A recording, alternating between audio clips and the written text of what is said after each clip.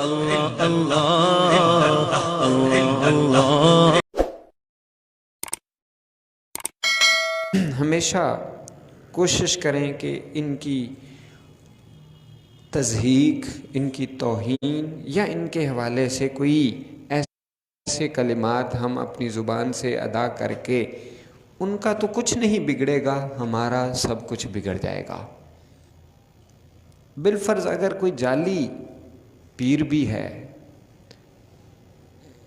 تو بالفرض ہم اس کی عزت کر بھی لیں گے تو کیا ہمیں اس کا نقصان ہے؟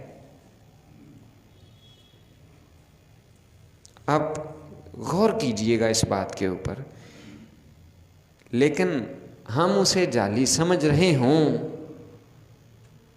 اور وہ اللہ کے ہاں بڑا مقبول ہو، اور ہم ظاہری طور پر اس کی توہین کر کے اس کا تو کچھ نہیں بگاڑیں گے، لیکن ہمارا ایمان بھی خراب ہو جائے گا۔ کہ اللہ کے پیارے محبوب صلی اللہ علیہ وسلم نے ارشاد فرمایا ہے کہ اللہ پاک ارشاد فرماتا ہے، نبی پاک صلی اللہ علیہ وسلم نے ارشاد فرمایا کہ اللہ پاک فرماتا ہے کہ من عاد لی ولیا فقد اذنت بالحرب،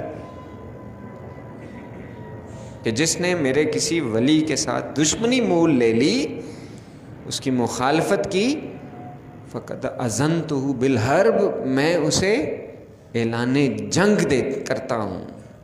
اب دیکھیں، یہ اعلان جنگ ہم خفیہ طور پر ہی کر لیں اپنے خلاف،